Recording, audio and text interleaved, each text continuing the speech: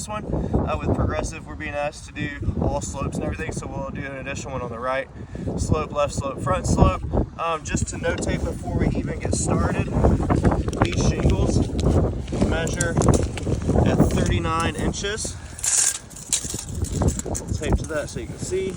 It's a 39-inch oversized 3-tab shingle, which means before we even repair this roof, it's non-repairable because this shingle is discontinued. There's not a 39-inch on the market. So if you're going to try to get this to fit, there's no way to stretch a 36-inch shingle or anything like that. So anything that's available is not even repairable in the first place, but we'll still go ahead and simulate the repair here to show its repairability. So we've identified a wind crease shingle on the left gable right here. So we're gonna take a look at it and see what we need to do.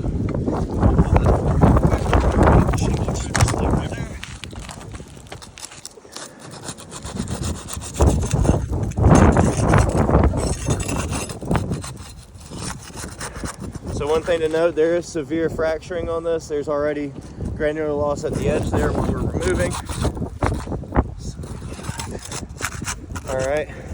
So the shingle we're replacing, this one is the right of the 3rd tab, so 1, 2, 3, which means we're gonna have to remove shingle 1, 2. It's also gonna impact the row above it, 3, 4, 5, and then the ones below it, 6, 7. So there's a minimum of 7 shingles being touched on this repair, but we'll go ahead and get started.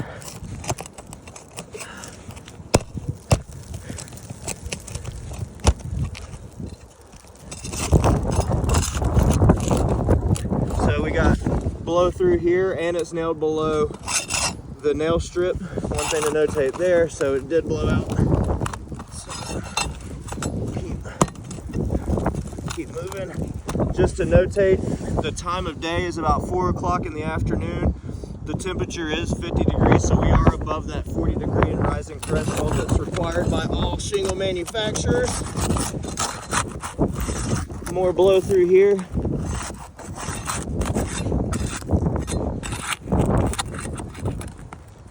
So all 3 of those blew through. I mean, all 4 nails have blown through that shingle. We'll keep rolling.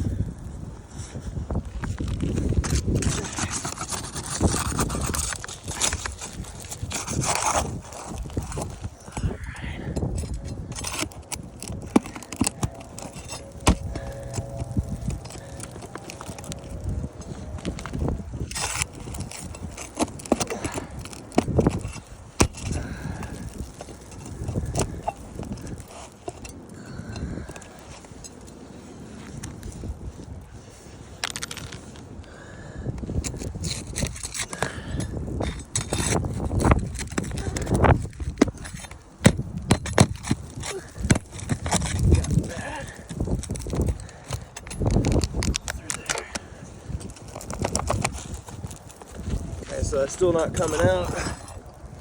We got this one.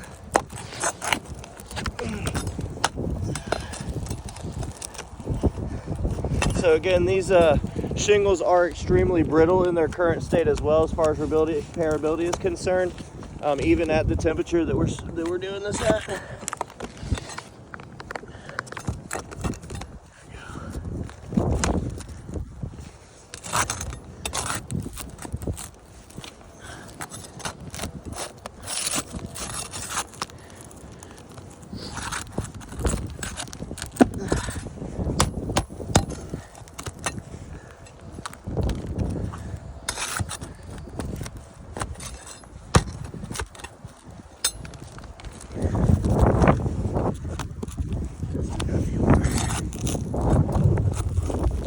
Just to notate, we did have to go into that second tier of nails like we assumed that we would there.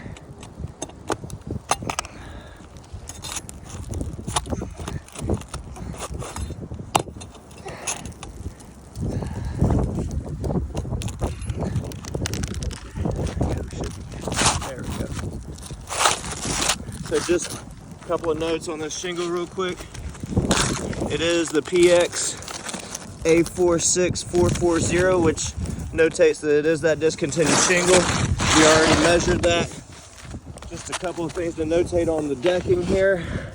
we do have staples and not cap nails, so per building code requirements, per us going by the manufacturer specification, it is required to use a cap nail system on this underlayment. So again, another reason that this is not repairable in its current state. Make sure we got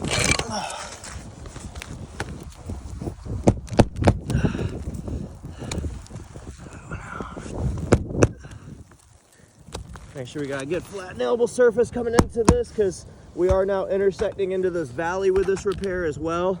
So for us to really do this, we'd also have to take the shingle out here, which would take the number of shingles impacted up to 8 from the original 7. But just for repairability, we'll go ahead and slide this shingle back in, see what happens. Lots of granules in the valley from just removing the shingle, which shows the granular loss of the shingle as well.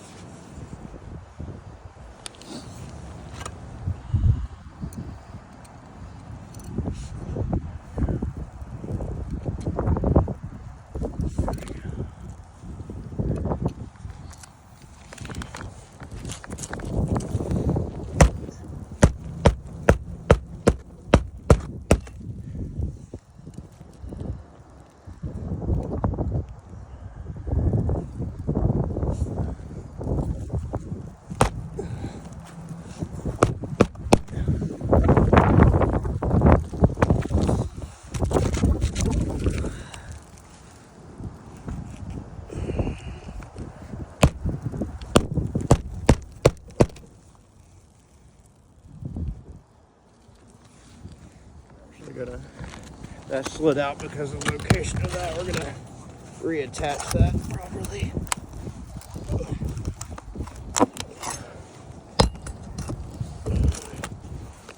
Yeah, let me see that wind crease up there.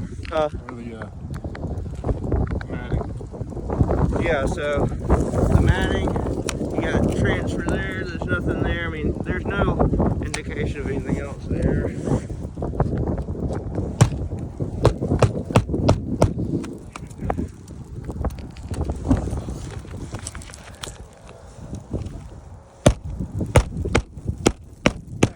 One, two, three, four there.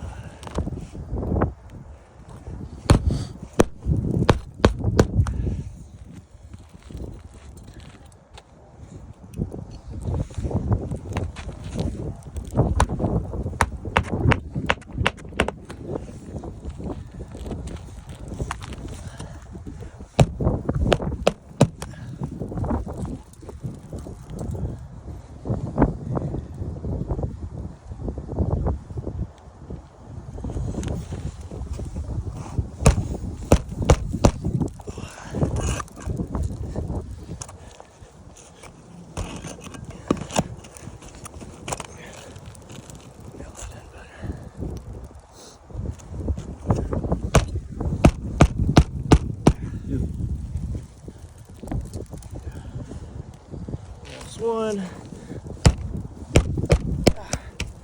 All right, so you can see that there is creasing additionally caused by this simulated repair attempt.